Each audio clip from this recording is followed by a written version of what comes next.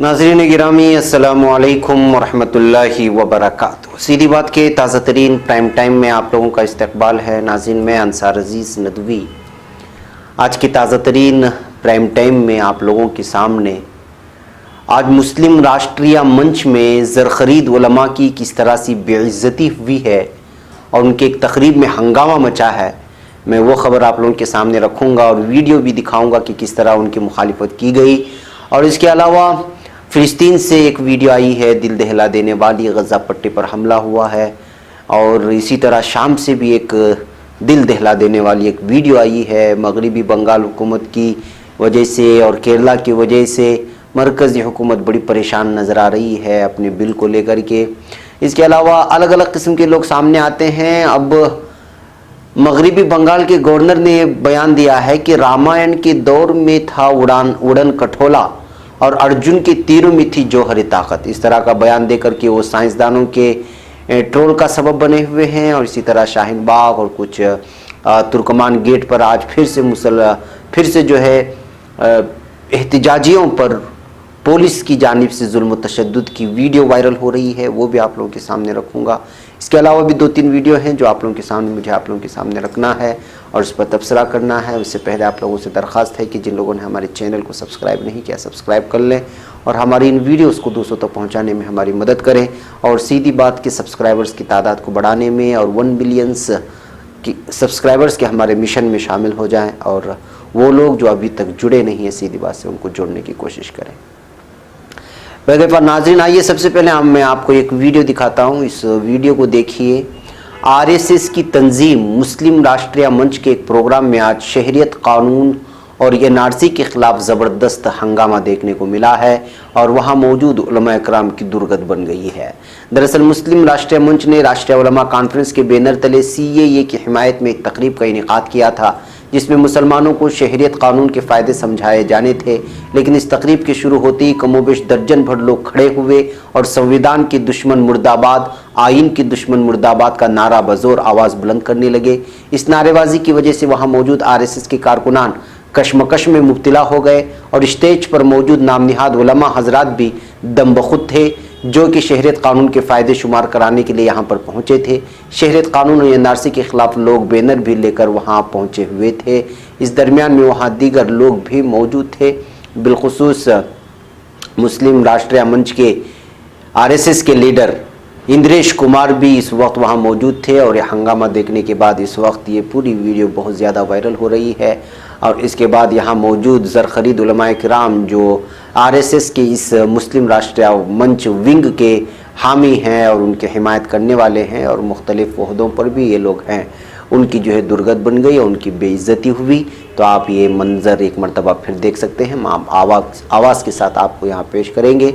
अब बल्कि मैं आपसे दरख्वास्त भी करता हूँ कि इस वीडियो को थोड़ा आप ज़्यादा लोगों तक पहुँचाने में मदद करें कि जो लोग उम्मत के वहदत के साथ नहीं होते उनकी हालत यही होती है।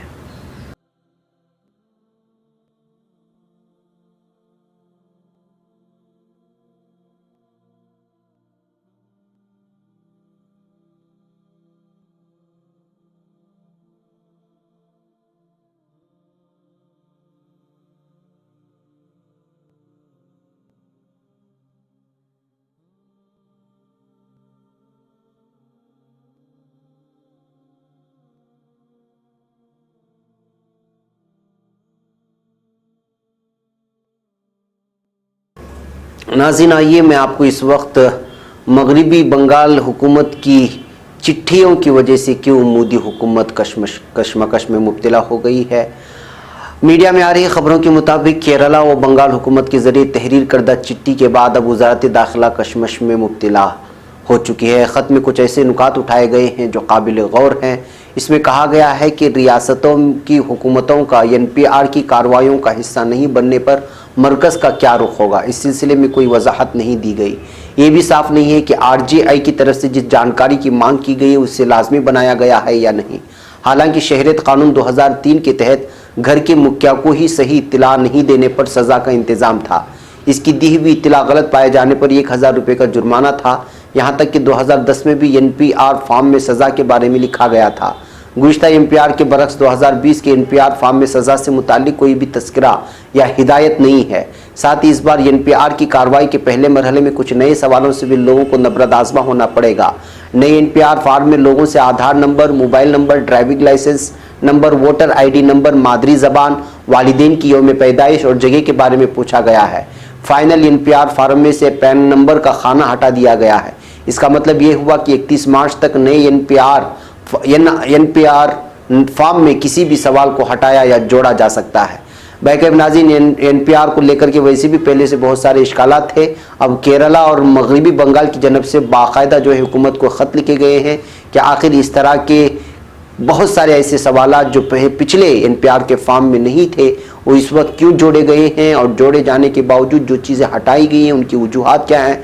बहुत सारे सवालात खड़ा करके जो है मरकज़ी हुकूमत को चिट्ठियाँ लिखी गई हैं जो कि मोदी हुकूमत के लिए दर्द सर बन गई हैं और वो अब इनके जवाब देने के लिए बगले झांक रहे हैं। बहकर नाज़रीन, आइए एक और मैं न्यूज़ आप लोगों के सामने रखता हूँ और आप इस न्यूज़ को सुनने के बाद ख़ुद फैसला ले सकते हैं कि हमारे इस वक्त के हिंदुस्तान के आला ओहदों पर, बिलखुसूस सियासी ओहदों पर, चाहे वो गवर्नरी या सेक्रेटरीट के ओहदों पर हो, किस किस तरह के लोग आकर के बैठ गए हैं। मगरबी बंगाल के गवर्नर जगदीप धनखड़का का कहना है कि रामायण के दिनों में पुष्पक विमान यानी वुडन कठोला था और अर्जुन के तीरों में जौहरी ताकत थी। इंडियन एक्सप्रेस की एक रिपोर्ट के मुताबिक धनखड़ ने मंगल को कलकत्ता में साइंस मेले की इफ्तिताह के दौरान ये कहा। हवाई जहाज का ईजाद 1910 या 1911 में हुआ था, लेकिन अगर हम मजहबी किताबों पर नजर डालें तो रामायण में हमारे पास वुडन खटोला था। संजय ने महाभारत की पूरी जंग का हाल धृतराष्ट्र को सुनाया, लेकिन टीवी देखकर नहीं, क्योंकि उनके पास रूहानी नजर थी। महाभारत में अर्जुन के तीरों में जौहरी ताकत थी। ये दुनिया ज्यादा देर तक हिंदुस्तान को अनदेखी नहीं कर सकती। ये उन्होंने जो है साइंस के एक फंक्शन में रामायण और महाभारत की कहानी सुना दी। उन्होंने कहा कि संस्कृत के अजीम रिज्मिया महाभारत में मैदान जंग से दूर रहकर भी संजय ने जंग की पूरी कहानी धृतराष्ट्र को सुनाई। बंगाली साइंसदान विकास सिन्हा ने गवर्नर के इस बयान की तनकीद की है। उन्होंने कहा, मुझे लगता है कि वो अपना दिमागी तवाज़ुन खो रहे हैं। एक साइंसदान के तौर पर मुझे उन जैसे लोगों को देखकर गुस्सा आता है जो अपने दावों को सही साबित करने के लिए रामायण और महाभारत का जिक्र करते हैं। इस तरह की बचकाना बातें करना एक गवर्नर को जेब नहीं देती। उनको दूसरी चीज़ों पर ध्यान मरकूज करना चाहिए, कोई उन्हें खामोश रहने को कहे। NDTV की एक रिपोर्ट के मुताबिक साइंसदान संदीप चक्रवर्ती ने कहा कि इस तरह के बयानात से आलमी प्लेटफॉर्म पर हिंदुस्तान की साइंसी तरक्की के वक़ार को ठेस पहुंचता है। उन्होंने कहा, कदीम मुसन्निफिन ने अपने तस्वुर की बुनियाद पर ये तमाम चीज़ें लिखी थी और ये तस्वुराती कहानियाँ थी। ये सच है कि हिंदुस्तान ने कदीम दौर में बहुत तरक्की की, लेकिन इस तरह के बयानात से हमारी साइंसी कम्युनिटी की तरक्की मजदूद होती है। बैकअप नाज़रीन, अब मगरबी बंगाल के गवर्नर जो हैं वो एक मजाक बन गए हैं और इनके बयान को लेकर के सोशल मीडिया में इस वक्त बहुत सारी चीज़ें जो है खींचातानी की सबब बनी हुई हैं। जाहिर सी बात है कि जो कहानियाँ तस्वुराती होती हैं, जो दास्तान तस्वुराती होते हैं, उसमें वुडन कठोले भी होते हैं, उड़ने वाले कालीन भी होते हैं, अजीब अजीब किस्म की दास्तानें होती हैं। अब उसी को जो है आप साइंस से जोड़ करके देखने लगेंगे, वो भी 2020 के इस ज़माने में जब दुनिया इतनी तरक्की कर सकती है कि फिंगर जो है टिप्स पर जो है आप लोग सारी दुनिया को देख रहे होते हैं। ऐसे हालात में इस तरह का बयान सामने आने से जाहिर सी बात है कि आपका मजाक उड़ाया जाएगा जब आपके पास हतमी दलाइल ना हो। बहरकैफ नाज़रीन, आपको मालूम होना चाहिए कि जो है शाहीन बाग में मुजाहिरीन की हिमायत करने के लिए बहुत सारे लोग दिन ब दिन पहुँचते जा रहे हैं। सैकड़ों सिख ख़वातीन ने अपने हाथों से लंगर बना करके जो है यहाँ के शाहीन बाग में मौजूद लोगों को खिला रहे हैं। शाहीन बाग में पूरी तरह से जो है सिख बरादरी के लोग इस वक्त शरीक हो चुके हैं। तमाम मज़ाहिब के लोग अलग अलग इलाके से यहाँ पर शरीक हो रहे हैं, लंगर बना रहे हैं, अपने अपने मज़हब अपनी जो है समाज से वाबस्ता लोगों की जो है चीज़ों को लेकर के जो है यहाँ के शाहीन बाग में जो एहतिजाज इस वक्त हो रहा है उसको पूरी तरह से मजबूत करने की कोशिशें की जा रही हैं। नाज़रीन, एक और अहम तरीन ख़बर मैं आप लोगों के सामने इस वक्त रखने जा रहा हूँ। वो ख़बर है जम्मू कश्मीर DGP दिलबाग सिंह ने बुध को कहा है कि हमने पहले ही इस मामले की NIA जांच की सिफारिश की है क्योंकि बड़े पैमाने पर इंकिशाफात हो सकते हैं। नाज़रीन, ये जो इस वक्त तस्वीर देख रहे हैं ये देवेंद्र सिंह की है। इससे पहले मैं इस सिलसिले में आपको मुख्तसर तफसीलात एक प्राइम टाइम में पेश कर चुका हूँ, लेकिन अब इनको लेकर के अलग अलग तहकीकात सामने आ रही हैं और ऐसे इंकिशाफात हो रहे हैं कि पूरी तरह मरकज़ी हुकूमत घेरे में आ रही है। पुलवामा अटैक और यूरी अटैक के अलावा बहुत सारी चीज़ों को मनसूबाबंद साजिश के तहत करने में देवेंद्र सिंह का हाथ हो सकता है, इस तरह की बातें निकल करके सामने आ रही हैं। देवेंद्र सिंह को बर्खास्त किए जाने के बीच डीजीपी ने कहा कि उन्होंने सिंह की सर्विस से बर्खास्तगी की सिफारिश की थी। उन्होंने ये भी कहा कि ये भी सिफारिश की है कि 2018 में जम्मू कश्मीर रियासत के ज़रिए देवेंद्र सिंह को दिए जाने वाले बहादुरी के इनाम को वापस लिया जाए। इसके तहत सिंह को बहादुरी के लिए दिया गया शेर कश्मीर पुलिस मेडल बुध को ये कहते हुए वापस ले लिया गया है कि बर्खास्त किए गए अफसर का कदम धोखा देने के बराबर है और उससे फोर्स की इमेज खराब हुई है। एक सवाल के जवाब में डीजीपी ने यह भी कहा कि वो 2001 के पार्लियामेंट हमले में देवेंद्र सिंह के मुबैना रोल की जांच के लिए भी तैयार हैं। उन्होंने कहा कि अगर जांच के दौरान ये मामला सामने आता है तो उसकी जांच भी की जा सकती है। पार्लियामेंट हमले के मुलजिम अफजल गुरु ने 2004 में अपने वकील सुशील कुमार को लिखे खत में बताया था कि उस वक्त जम्मू कश्मीर पुलिस के स्पेशल ऑपरेशंस ग्रुप में तैनात डीएसपी देवेंद्र सिंह ने उसे मोहम्मद यानी एक पाकिस्तानी शहरी पार्लियामेंट पर हमले को अंजाम देने वालों में से एक को दिल्ली ले जाने, उसके लिए फ्लैट किराए पर लेने और गाड़ी खरीदने को कहा था। ये वही देवेंद्र सिंह था जो इस वक्त जो है पूरी तरह से पुलिस की गिरफ्त में आ चुके हैं, जो 2 दहशतगर्दों के साथ एक पुलिस जीप में ले जाते हुए इनको पकड़ा गया था। आज की ताज़ा खबर इनको लेकर के ये सामने आ रही है कि देवेंद्र सिंह के घर से श्रीनगर के आर्मी बेस का एक मैप मिला है, एक नक्शा मिला है, जिससे ये साफ तौर पर सामने आ रहा है कि जो है कोई बड़ा आइंदा भी कोई बड़ा हमला हो सकता था या होने की तैयारियां की जा रही थी। यही वजह थी कि कुछ लोगों के साथ जिनको हिजबुल मुजाहिदीन की जो है दहशतगर्द कहे गए हैं, उनके साथ देवेंद्र सिंह मिले हैं। अब जब ये सारी चीज़ें सामने आई हैं तो अंदर क्या क्या हुआ था, क्या क्या होने वाला था, ये सारी बात सामने जब आ जाती हैं तो फिर ये बात भी सामने आ जाती है कि जो पठानकोट में हमला हुआ, पुलवामा में जो हमला हुआ, यूरी में जो हमला हुआ, वो सब का सब क्या अंदर ही बैठ करके आर्मी के इस नौजवान की ही मातहत में क्या निगरानी में सारी की सारी पेश की गई थी। पुलवामा अटैक और बस अटैक, ये सारी चीज़ें देखने के बाद इतना बड़ा RDX 150 किलो RDX कहाँ से लाया गया और किस तरह से जो है बहुत सारी खुफिया एजेंसियों की नज़रों से बचा करके इंडिया तक पहुंचा और फिर उसके बाद अटैक हुआ, पठानकोट का हमला हो या फिर पुलवामा का हमला हो, यूरी का हमला हो, किस तरह जो है आर्मी का बेस नक्शा उसके यहाँ पे मिला।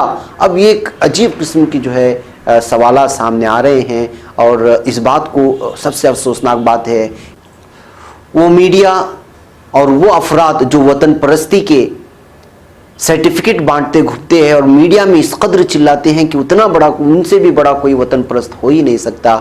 उन लोगों की ज़बानें गंग हो चुकी हैं, वो कुछ बोलने को तैयार नहीं, कुछ दिखाने को इस वक्त तैयार नहीं है। सोशल मीडिया में एक एक करके इन पर लगाए जा रहे इल्ज़ामात निकल करके सामने आ रहे हैं। अब देखना यह है कि देवेंद्र सिंह की क्या पूरी तरह से तहकीकात और सारी चीज़ें सामने लाई जाएंगी। तो ये महसूस किया जा रहा है कि अगर इनकी सही तहकीकात हुई तो अफजल गुरु से लेकर के पुलवामा अटैक, यूरी अटैक तक सारी की सारी हक़ाइक़ सामने आएंगी कि किसने प्लान किया और क्यों करके प्लान किया और उसके मातहत में शायद मरकज़ी हुकूमत भी कटहरे में चले आए। बहरकैफ नाज़रीन, एक अहम तरीन ख़बर थी जो इस वक्त छुपाई जा रही है। मैं कोशिश कर रहा हूँ कि जो है इस मामले में जो भी ख़बरें निकल कर के सोशल मीडिया में आ रही हैं या पुलिस की जानिब से जो बयानात आ रहे हैं वो आप लोगों के सामने रखें ताकि CAA और NRC के एहतिजाजात के बीच में कहीं ये ख़बर ऐसे दब ना जाए जो अहम तरीन ख़बरें होती हैं और दबाने के लिए ही इस तरह के मामले सामने लाए जाते हैं। बहरकैफ नाज़रीन, आइए मैं अब आपको कुछ वीडियोस दिखाऊंगा। सबसे पहले मैं आपको एक वीडियो दिखाऊंगा तुर्कमान गेट की। ये एक वीडियो तुर्कमान गेट की नहीं है, तो जामिया मिलिया के गेट में हो रहे एक एहतिजाज की है। यहाँ पर कुछ तलबा ने जामिया मिलिया में किस तरह अटैक हुआ उसको ड्रामे की शक्ल में पेश करने की कोशिश की है, जिसको आप स्ट्रीट ड्रामा भी कह सकते हैं। या एहतिजाज में जिस तरह पुलिसों ने वहाँ के तलबा को घसीट के मारा था और उस वक्त 2 ख़वातीन जो हीरो बन गई, जो तालिबात, उनके पूरे के पूरे उस वक्त के ड्रामे को लोगों के सामने पेश करने की कोशिश की। उस हकीकत को आपको ये वीडियो हम आवाज़ के साथ ज़रूर सुनाएंगे। इसके अलावा नाज़रीन, आइए तुर्कमान गेट की एक वीडियो देखते हैं। ये है तुर्कमान गेट की। यहाँ पे पुरअमन तरीके से जो है तलबा एहतिजाज कर रहे थे, लेकिन पुलिस ने उन पर हमला कर दिया और एहतिजाजियों को मुंतशिर करने के लिए उन पर जुल्म व ज़्यादती का अपनाया। इस दरमियान में महसूस किया गया कि जो है मुमकिन है कि पुलिस की भेस में कुछ गलत लोग भी हो सकते हैं, तो इस वजह से जो है इस वक्त खातून एक पुलिस के भेस में मौजूद एक नौजवान से सवाल कर रही है कि आप कौन हो, आपका हुलिया बताएं, आपका नेम बताएं और जो चीज़ आप दिखा सकते हैं पुलिस के इसमें होने की, लेकिन ये दिखा नहीं पा रहे हैं। ये वीडियो भी हम आपको आवाज़ के साथ सुनाएंगे, आप ज़रूर इस आवाज़ को भी सुनें। प्लेट दिखाइए, आप यहाँ किस हैसियत से खड़े हैं? तुर्कमान गेट के ऊपर जब हम यहाँ धरना दे रहे हैं, आप अपनी नेम प्लेट दिखाइए मुझे। Sir, show me your name plate. मैं आपको सर भी नहीं बोलूंगी, आप अपनी नेम प्लेट दिखाइए पहले। आप है कौन यहाँ वर्दी के अंदर जो आप खड़े हुए हैं? आप कौन है? क्योंकि नहीं, हमें जानना जरूरी है, क्योंकि आप हमारे लिए खड़े हुए हैं ना, सरकार के लिए खड़े हुए है ना, आवाम के लिए खड़े हुए हैं। तो हमें दिखाइए अपनी नेम प्लेट। हाँ, तो नेम प्लेट दिखाइए, आईडी प्रूफ। सर, थोपड़ा तो मेरा भी है, लेकिन थोपड़े पे लिखा हुआ नहीं है ना मैं कौन हूँ। लिखाइए आप अपनी, वो दिखाइए नेम प्लेट। नेम प्लेट दिखाइए, नेम प्लेट दिखाइए। Where is your name plate? सुनो, हेलो, नेम प्लेट बिना नेम प्लेट के खड़ा हुआ है, बिना नेम प्लेट के खड़ा हुआ है। ये आदमी बिना नेम प्लेट के खड़ा हुआ है। नेम प्लेट नहीं दिखा रहा है ये अपनी। नेम प्लेट दिखा भाई, दिखा। पुलिस नहीं मानूंगी मैं तुझे जब तक तू अपनी नेम प्लेट नहीं दिखाएगा। दल्ला भी बोल दूंगी। जल्दी दिखा दे नेम प्लेट। नेम प्लेट दिखा, अपनी नेम प्लेट दिखा, फिर यहाँ खड़ा हूँ। पुलिस भी नहीं बोलूंगी मैं तुझे, पुलिस और सर तब बोलूंगी जब तू अपनी नेम प्लेट दिखाएगा। नेम प्लेट दिखा, नेम प्लेट दिखा। अभी तली अंगड़ाई है, इसको निकालो यहाँ से, ये बिना नेम प्लेट का खड़ा हुआ है। सुनो वसीम, मैं धरने पे नहीं बैठने दे रहा और धमका रहे हैं।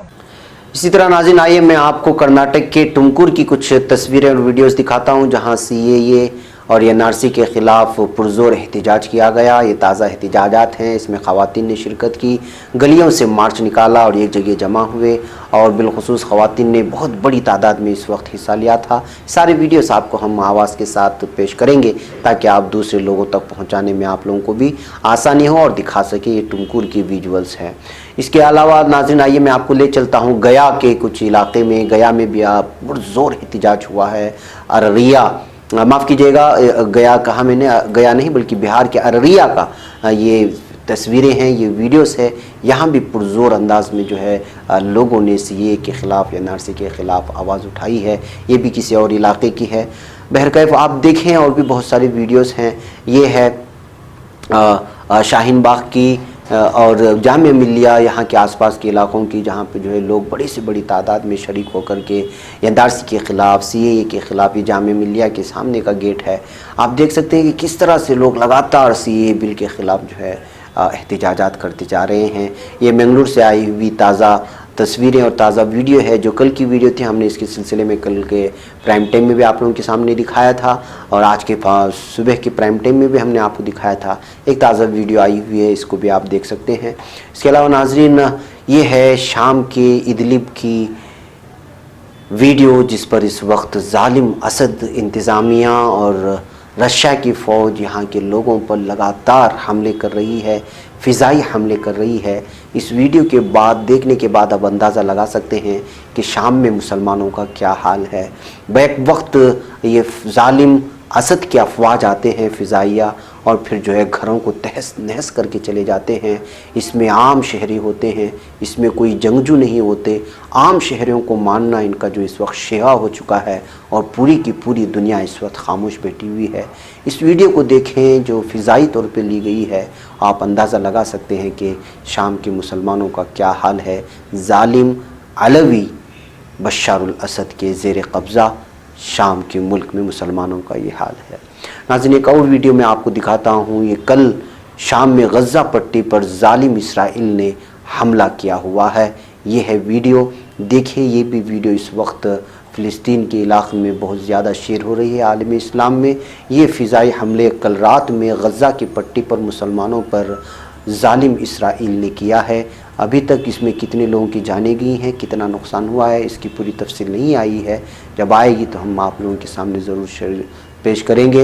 आप ये तस्वीरें देखें और महसूस करें कि जो एक किस तरह खौफ का और दहशत का माहौल है फ़िलिस्तीन में, शाम में, लेकिन कोई इस पर आवाज़ उठाने को तैयार नहीं है। हर दिन सैकड़ों की तादाद में जाने जा रही हैं, लेकिन कोई आवाज़ उठाने को तैयार नहीं है। तो नाज़रीन, ये थे आज के हमारे कुछ अहम तरीन ख़बरें जो आप लोगों के सामने रखनी थी। अभी कुछ वीडियोस आप लोगों के सामने पेश करेंगे जो हमने तबसरा किया है, उसको देखें, दूसरों तक पहुँचाने की ज़रूर कोशिश करें। अस्सलामु अलैकुम रहमतुल्लाहि व बरकातुहू। इनका भी लिहाज किया ना गया।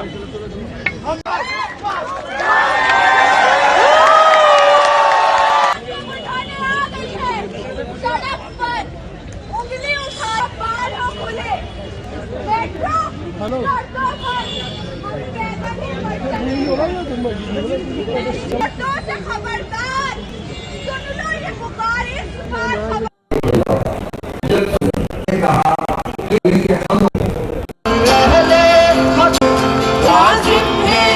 हम भी देखेंगे, हम देखेंगे।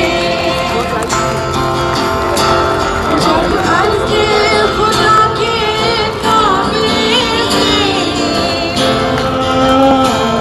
जब अर्ज़े खुदा के काबिल सब दूर आए जाएंगे। सोशल एक्टिविस्ट हैं, 14 साल